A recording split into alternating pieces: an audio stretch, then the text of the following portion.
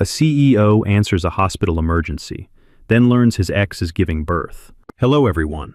Before we begin today's story, I have a small favor to ask. Please hit subscribe and turn on the notification bell so you never miss our channel's new videos. It is quick, free, and the best way to support us in bringing you more dramatic stories. Your support truly means the world to us.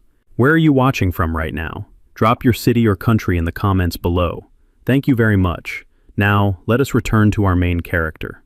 It is just after midnight, when the hospital lights flare brighter than usual, washing the long corridors in a sharp white glow. Monitors beep in uneven rhythms. Nurses move fast, their shoes echoing against the tile floor. Somewhere down the hall, a stretcher rushes past, wheels rattling, voices calling out numbers and instructions. Ethan Cole steps through the automatic doors with his phone still pressed to his ear. He is not dressed like a man who planned to be here tonight. His suit jacket is unbuttoned, his tie loosened, his dark hair slightly out of place. Just 30 minutes ago, he was in a boardroom across town, closing a multi-million-dollar deal. Now, he is walking into chaos. "This is Ethan," he says firmly into the phone. "I am on site. What is the situation?" Ethan is the chief executive officer of Cole Medical Holdings, the private group that owns and funds this hospital. When something goes wrong here, the call goes to him. Not because he is a doctor, but because when systems break, he fixes them. "The labor and delivery wing is overwhelmed," a trembling voice answers. "Power fluctuation in one operating room, 2 emergency admissions at once, and 1 patient with no listed next of kin. We need executive authorization for immediate intervention." "I am already here," Ethan says. "Route me to labor and delivery." He ends the call and moves faster. As he walks, fragments of sound hit him from every direction. A woman crying out in pain. A doctor snapping orders. A baby crying somewhere behind a closed door. The smell of antiseptic hangs heavy in the air. Ethan keeps his focus forward. This is what he does. He shows up when everything is on the edge. A charge nurse meets him at the entrance to the wing. "Thank you for coming so quickly, Mr. Cole," she says, relief flashing across her face. "We have a patient in active labor with complications. Blood pressure is unstable. Heart rate is spiking. She came in alone." Ethan nods once. "What do you need from me?" "We need approval to move her to the surgical suite and call in an additional attending obstetrician." "Do it," Ethan says without hesitation. "Whatever she needs." The nurse turns to rush away, then pauses. "Sir, there is something you should know." Ethan follows her toward the delivery room, his footsteps slowing slightly. "Tell me." The nurse hesitates, glancing at the door ahead. "The patient asked for no family to be contacted." She seemed frightened, but when she gave her name, it sounded familiar. The words barely register. Ethan is already reaching for the door handle. "Sir," the nurse says softly. "Her name is Claire Morgan." Ethan freezes. For a moment, the noise of the hospital fades into a dull hum, like he is underwater. That name pulls him backward in time, years in an instant. Late-night arguments, promises made and broken. A woman standing in the rain, telling him he never knew how to stay. "That is not possible," he says, though his voice lacks conviction. But his hand is already on the door. He pushes it open. Inside, the room is bright and tense. Doctors stand ready. Machines blink and beep. And on the hospital bed, gripping the rails with white knuckles, her face pale with pain and determination, is the one woman he never expected to see again. Claire. Her eyes lift, unfocused at first, then they land on him. The moment stretches. Recognition flashes across her face, followed instantly by shock. Then something harder, something guarded. Ethan feels his chest tighten as reality crashes down on him. The emergency he rushed in to solve is not a system failure. It is her, and she is about to give birth. The room feels smaller the moment Ethan steps inside. Claire grips the side rails of the hospital bed as another contraction tears through her body. Her breathing is uneven now, sharp inhales followed by shaky exhales. A nurse is speaking to her calmly, counting, grounding her. Machines hum steadily, indifferent to the storm happening in the center of the room. Ethan stands frozen just inside the doorway. For a split second, neither of them speaks. Then Claire looks at him fully, really looks at him, and the shock on her face hardens into something else, something controlled, defensive. "What are you doing here?" she asks, her voice strained, not just from pain. Ethan opens his mouth, but nothing comes out. The confident executive who negotiates hostile boardrooms without blinking is suddenly at a loss for words. "I was called," he finally says. "There was an emergency." Her laugh is short and bitter. "Of course you were." Another contraction hits. Claire squeezes her eyes shut, a low sound escaping her throat as she rides it out.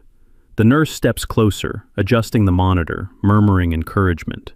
Ethan takes a step forward instinctively, then stops himself. "Do not," Claire says, her eyes still closed. "Do not come any closer." He obeys immediately. The silence between them is thick, filled with everything they never resolved. Years collapse into seconds. Ethan remembers the last time he saw her, how she stood by the door with her coat on, asking him to stay, how he chose a meeting, a flight, a future he thought he could fix later. Later never came. "I did not know it was you," he says quietly. "If I had known, you would have sent flowers?" she snaps, then winces as the pain spikes again. "Or an assistant?" Ethan flinches, but he does not argue. He deserves this. The doctor enters, professional and focused, and begins giving instructions to the team. Claire listens, nodding weakly. Ethan watches every movement, every number on the screen, his chest tightening with a fear he does not fully understand yet. "She came in alone," the doctor says, glancing briefly at Ethan. "No emergency contact listed." Claire turns her head away. Ethan swallows. "I can wait outside if that is better," he offers. "I do not want to make this harder for you." Her eyes snap back to him. "You already did," she says. Then her voice softens, just slightly. "But do not leave." The words hit him harder than any accusation. He nods once. "I am here."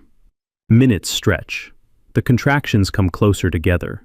Claire's strength wavers, and the bravado she has been holding on to begins to crack. Between waves of pain, her breathing turns shallow, panic creeping in around the edges. "I cannot do this," she whispers, more to herself than anyone else. "I thought I could. I thought I was ready." Ethan takes another careful step forward. This time, she does not stop him. "You are doing it," he says gently. "You are already doing it." She looks at him, really looks at him now, as if searching for something familiar, something dependable. "You always say the right thing in a crisis," she murmurs. "That was never the problem." Another contraction builds, stronger than the last. Claire cries out, tears spilling freely now. Without thinking, Ethan reaches for her hand. She hesitates for half a second, then she lets him hold it. Her grip is fierce, nails digging into his skin, and he does not pull away. He welcomes the pain. It reminds him he is present. It reminds him this is real. "I never planned to call you," she says through clenched teeth. "I did not want you to feel obligated." "This is not obligation," Ethan says, his voice low and steady. "This is me showing up." Her eyes flick to his, searching for truth. The monitor beeps faster. The doctor looks between them, then back to Claire. "We are getting close," she says. "Stay with me." Ethan tightens his grip on Claire's hand. For the first time in years, he is exactly where he is supposed to be, and he has no idea what is waiting for him on the other side of this moment. The rhythm of the room settles into something tense but controlled. Claire's breathing evens out slightly after the last contraction fades. Sweat beads along her hairline. The nurse wipes her forehead gently, murmuring reassurance. The doctor adjusts the monitor and steps aside, giving them a brief pocket of quiet. Ethan is still holding Claire's hand. He does not realize how tightly until his fingers begin to ache. He loosens his grip a little, afraid he might be hurting her, but she tightens her hold in response, anchoring him in place. "Do not let go," she says softly, her eyes still closed. "I will not," he answers without hesitation. For a moment, neither of them speaks. The machines continue their steady beeping, marking time. Outside the room, footsteps pass, voices rise and fall, but in here, everything narrows to breath and heartbeat. Claire opens her eyes again and stares at the ceiling. "You always came when something was breaking," she says quietly. "A deal, a company, a crisis." Ethan swallows. He knows where this is going.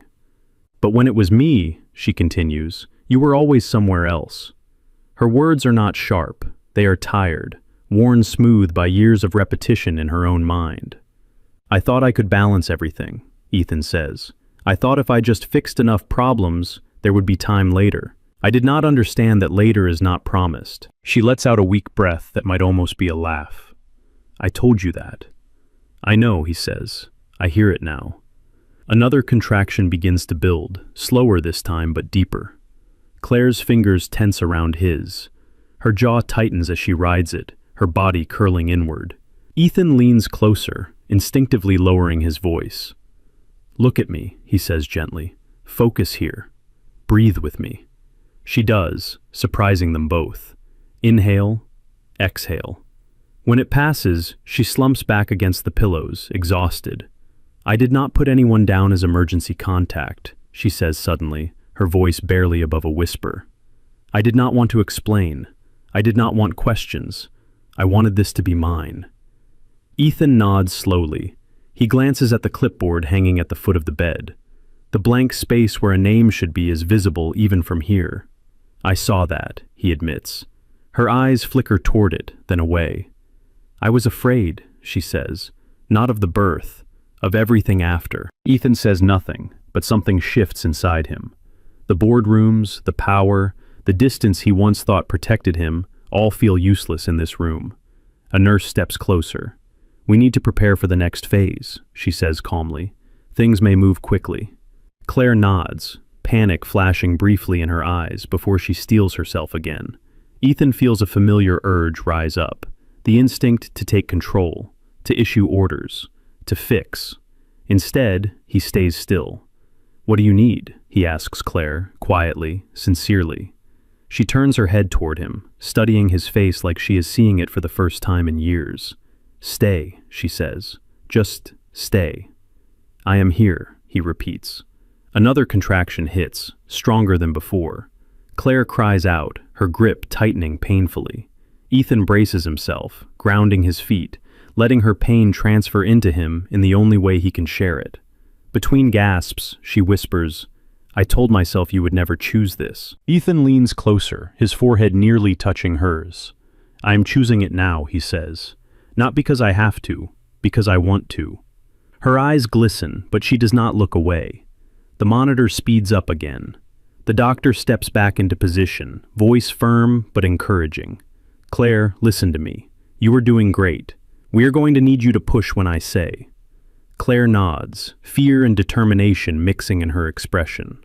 Ethan tightens his hold on her hand, his heart pounding. In the midst of the medical urgency, one truth settles deeply in his chest. This moment is not about redemption yet. It is about presence.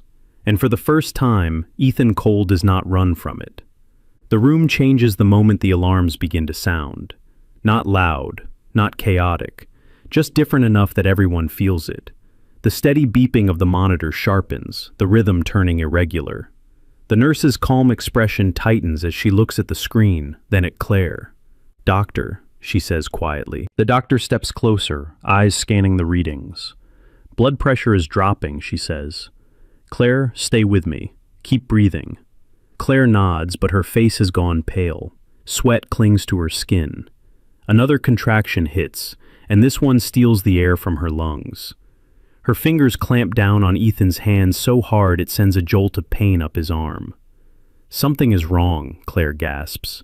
Ethan feels it too. A deep, instinctive fear settles in his chest. The doctor straightens. We are seeing signs of fetal distress, she says, her voice firm but controlled. We may need to move quickly. The nurse turns to Ethan without hesitation.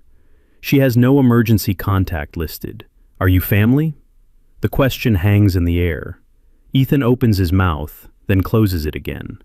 The honest answer is complicated. The simple answer feels dangerous.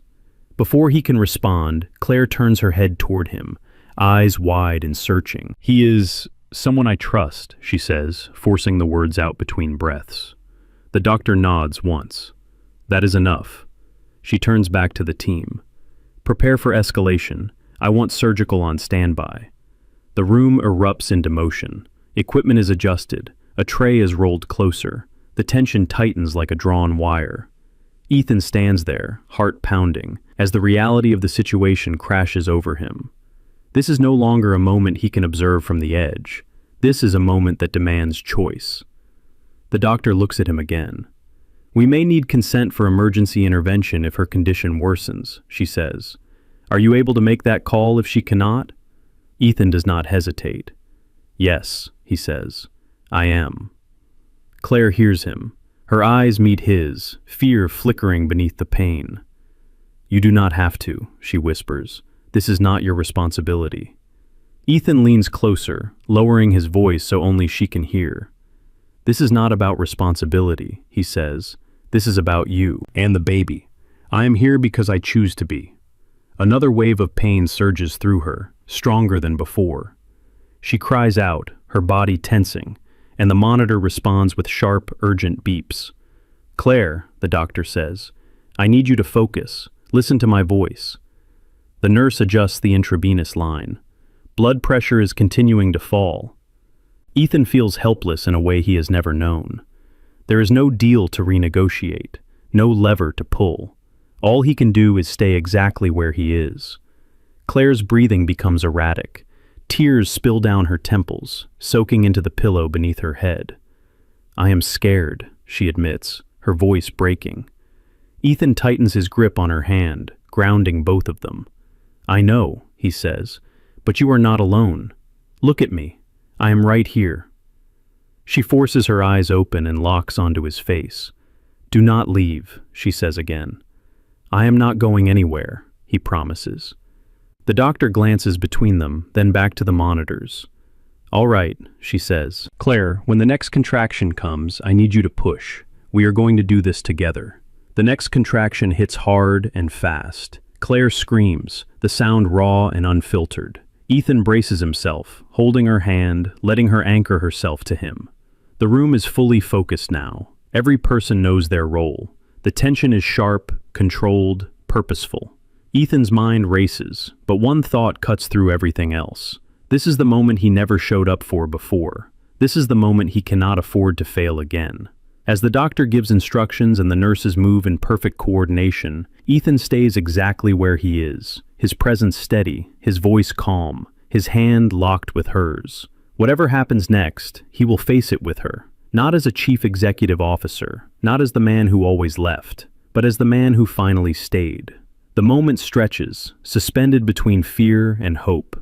"Push," the doctor says firmly. "Claire, now." Claire's body tightens as she gathers what little strength she has left. Her face twists with pain, her breath catching as she bears down. The room holds still, every person focused on the same fragile outcome. Ethan leans in closer, his voice steady even as his heart pounds violently in his chest. "You are doing it," he says softly. "You are stronger than you think. I am right here." Claire cries out, her grip crushing his hand. Another push, then another. Her breathing turns ragged, tears streaking down her face as exhaustion threatens to pull her under. "I cannot," she gasps. "I cannot do another one." "Yes, you can," Ethan says, without raising his voice. "You already are." The monitor spikes, then dips. The nurse glances at the screen, then at the doctor. "Come on, Claire," the doctor urges. "One more, just one more." Claire shakes her head weakly, panic flashing across her face. "I am scared," she whispers. Ethan lowers his forehead until it nearly touches hers.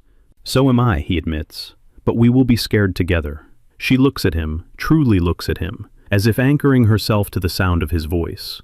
Slowly, she nods. The next contraction crashes through her like a wave. Claire screams, every ounce of strength pouring into that single moment. Ethan holds her hand, his arm trembling, his breath shallow, feeling utterly helpless and completely present at the same time. "Push," the doctor says again. "That is it, keep going." Seconds feel like minutes, then suddenly, everything changes. "I see the head," the doctor says. The nurse leans in, eyes bright. "Almost there, Claire." One final push, a sharp cry. Then, a sound cuts through the tension. Thin at first, fragile, then unmistakable. A baby's cry. The room exhales all at once. Claire collapses back against the pillows, sobbing, her chest heaving as relief floods her body.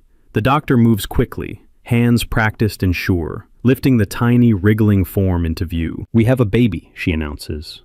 Ethan freezes. The sound hits him like nothing else ever has. Not applause, not victory, not power. Life. He feels his throat tighten, tears blurring his vision as the reality crashes over him. The nurse wraps the baby carefully and brings the bundle closer to Claire. "Your baby is doing well," she says gently. Claire lets out a broken laugh through her tears. "Are they okay?" she asks, her voice trembling. "They are strong," the doctor says. "Both of you are." The nurse places the baby against Claire's chest. The crying softens, then settles into quiet breaths. Claire looks down, awe spreading across her face as she takes in every detail. Tiny fingers, a small, perfect nose, life she carried alone for so long. Ethan watches, his heart breaking open in a way he did not know was possible. The doctor turns to him. "Sir," she says quietly, "you can come closer if you want." Ethan hesitates, suddenly unsure of himself. Claire lifts her gaze and meets his eyes. "Come here," she says softly. He steps forward, slowly, as if afraid the moment might shatter if he moves too fast. He stands beside the bed, looking down at the baby nestled against Claire's chest. For a long moment, he cannot speak. That is a miracle," he finally whispers. Claire nods, tears slipping down her cheeks. "Yes," she says, "it is." The baby stirs, making a small sound, and Ethan's breath catches. In that instant, everything else fades away. The boardrooms, the deals, the years he lost. All that remains is this moment, a life born, and a man standing on the edge of something that will change him forever. The room grows quieter after the baby is settled against Claire's chest.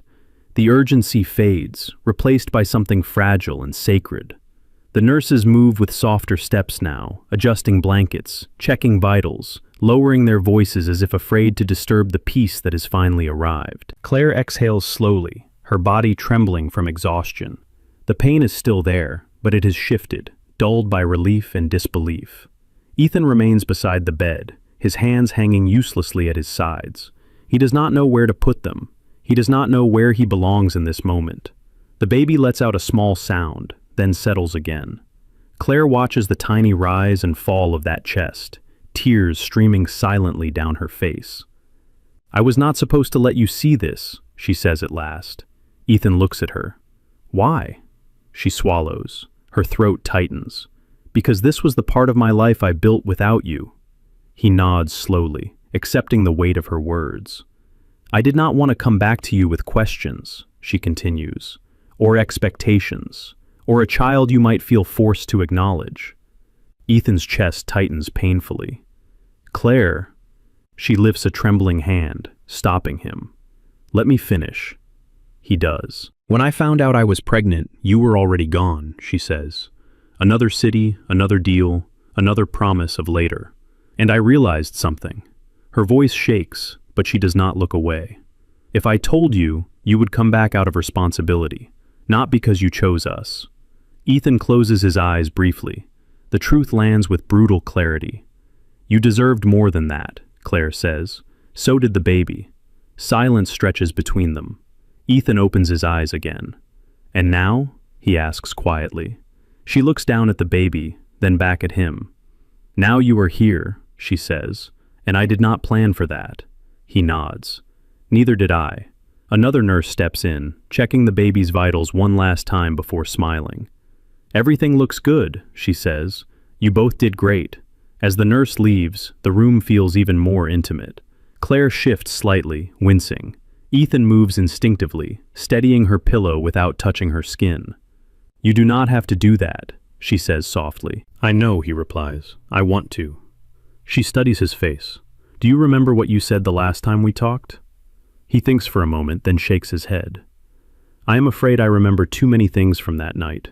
She gives a faint, tired smile. "You said you would call when things slowed down." His chest tightens. "I was wrong." "Yes," she says simply. "You were." They sit with that truth. Then Claire takes a slow breath. I did not lie on the forms, she says.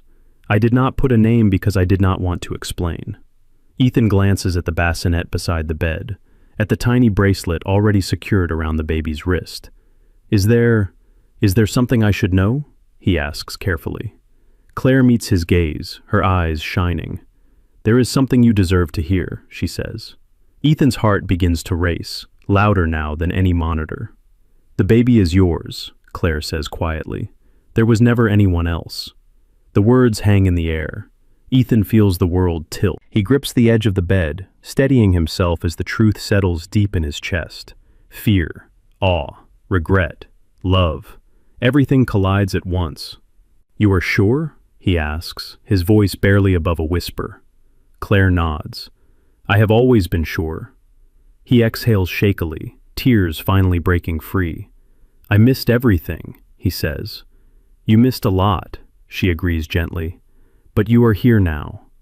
He looks at the baby again, really looks this time. The shape of the nose, the curve of the mouth, something unmistakably familiar. Can I? His voice breaks. Can I stay? Claire does not answer right away. Then she shifts slightly and nods toward the empty chair beside the bed. Sit, she says. Let us take this one moment at a time. Ethan sits down, his heart pounding, his life irrevocably changed. For the first time, the future is no longer something he controls. It is something he must earn. The night deepens around the hospital, and with it comes a quieter kind of tension. The lights in Claire's room are dimmed now. The machines hum softly, no longer urgent, just watchful. The baby sleeps in the bassinet beside the bed, swaddled tightly, one tiny hand peeking out from the blanket. Ethan sits in the chair Claire offered him, his elbows resting on his knees, his hands clasped together. He has not moved much since he sat down. It is as if any sudden motion might shatter the fragile balance of this moment. Claire watches him from the bed. You look like you are waiting for a verdict, she says softly. He lifts his head. In a way, I am.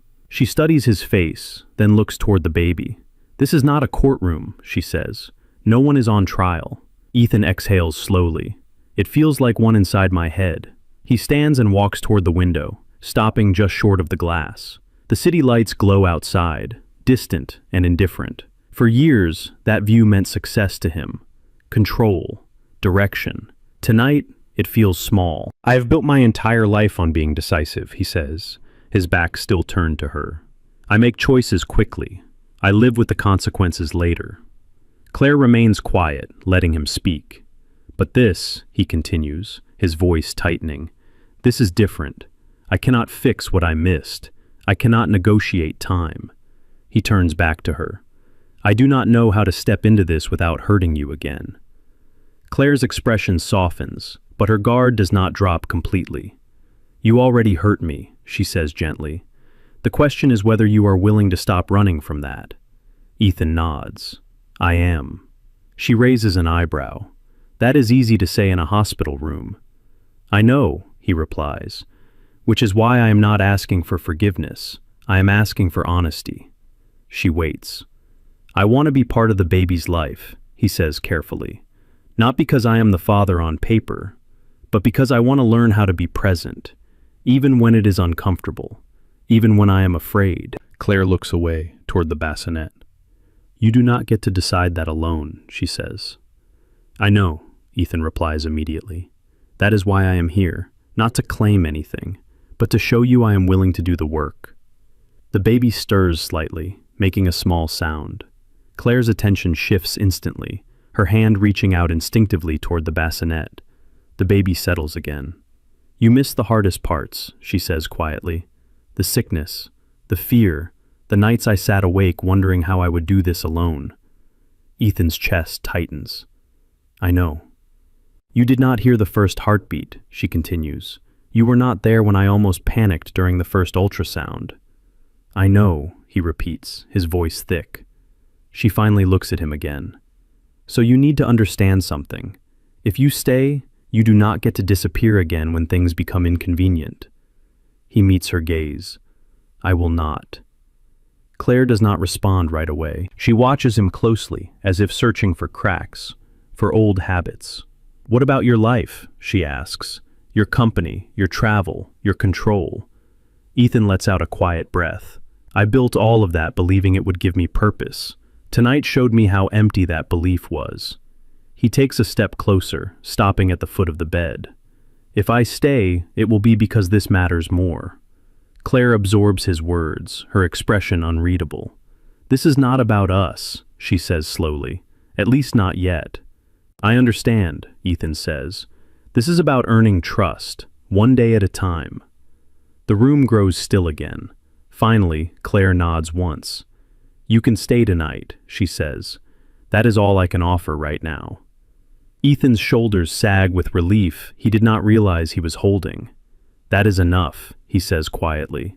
He sits back down, closer this time, his eyes drifting to the sleeping baby. Outside, the city keeps moving. Inside the room, a different kind of test has begun, and Ethan knows this one cannot be passed with words alone. Morning arrives quietly, filtered through the narrow hospital window. The city outside wakes up, unaware that inside this room, an entire world has shifted. Ethan has not slept. He sits in the same chair, his jacket folded over the back, his tie gone. His eyes are tired, but his posture is steady. Every time the baby stirs, his attention snaps back instantly, alert and focused in a way no board meeting ever required. Claire watches him from the bed. "You can go home," she says softly. "You look exhausted." Ethan shakes his head. "I am fine." She almost smiles. Almost. A nurse enters to check vitals, speaking gently, efficiently. She glances at Ethan and nods once, a silent acknowledgement. He has not left. That matters here. When the nurse leaves, Ethan stands and approaches the bassinet slowly, as if asking permission from the room itself. "May I?" he asks Claire. She studies him for a moment, then nods. He reaches down carefully, lifting the baby with deliberate, almost reverent movements. The baby squirms slightly, then settles against his chest, warm and impossibly small. Ethan freezes again, but this time it is different. His breath catches, his shoulders soften. Something unspoken breaks open inside him. "Hello?" he whispers. "I am here." The baby makes a soft sound, one tiny hand curling against his shirt. Claire turns her head away, blinking rapidly. Over the next hours, Ethan does not try to take control. He does not offer solutions. He listens. When the doctor explains recovery steps, he listens. When the nurse demonstrates how to hold the baby properly, he watches closely and tries again when he does it wrong. He changes nothing. He learns. When Claire struggles to sit up, he is there, holding the pillow steady. When the baby cries, he waits, letting Claire decide, not stepping in unless she asks. It is the smallest gestures that matter most. At one point, Claire drops her phone on the floor, too tired to reach for it. Ethan bends down immediately, handing it back without comment. "Thank you," she murmurs. "You do not have to thank me," he replies. "This is where I am supposed to be." Later, a social worker stops by with paperwork. Ethan reads quietly, then sets it aside. "This is your call," he says to Claire. "Every decision." She looks at him carefully. "You are not afraid of being left out." "I am afraid of repeating old patterns," he answers honestly. "That is why I am doing this differently." The afternoon passes slowly.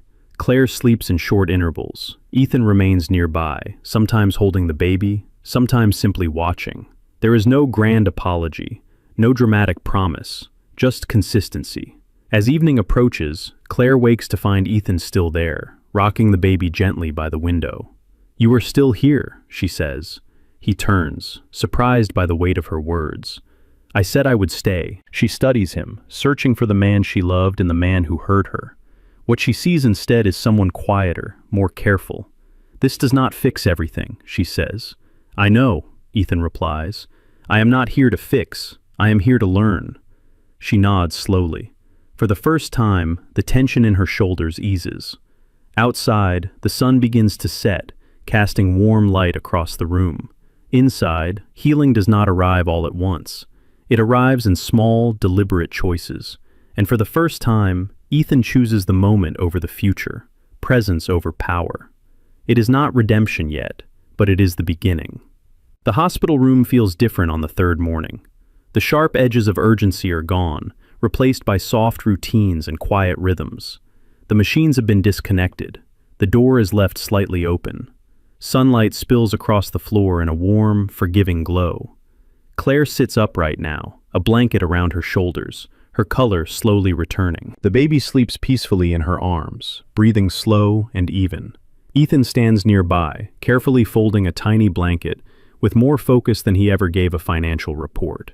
"They will discharge us this afternoon," Claire says, her voice calm but thoughtful. Ethan nods. "I cleared my schedule." She looks up at him. "For how long?"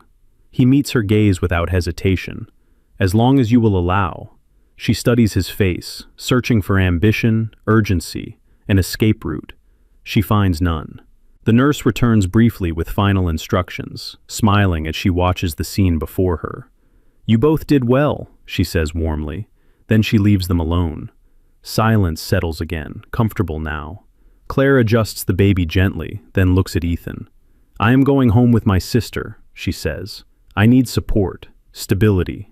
"That makes sense," he replies. "I will not interfere." Her brow furrows slightly. "That is not what I meant." Ethan waits. "You can visit," she continues. "You can help.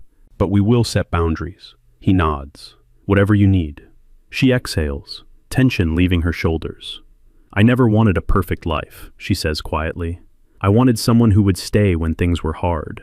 Ethan swallows. "I know." She shifts the baby slightly and extends the small bundle toward him. "Do you want to hold them again?" she asks. He steps forward carefully and takes the baby into his arms. The weight is light, but the meaning is overwhelming. He looks down, his voice barely a whisper. "I will not disappear again." Claire watches him closely. "Do not promise forever," she says. "Promise today." He nods. "I promise today." Later, as they prepare to leave, Ethan carries the bag. Claire walks slowly beside him, the baby secure against her chest. At the hospital doors, they pause. "This does not mean everything is fixed," Claire says. "I know," Ethan replies. "It means we are starting honestly." She considers that.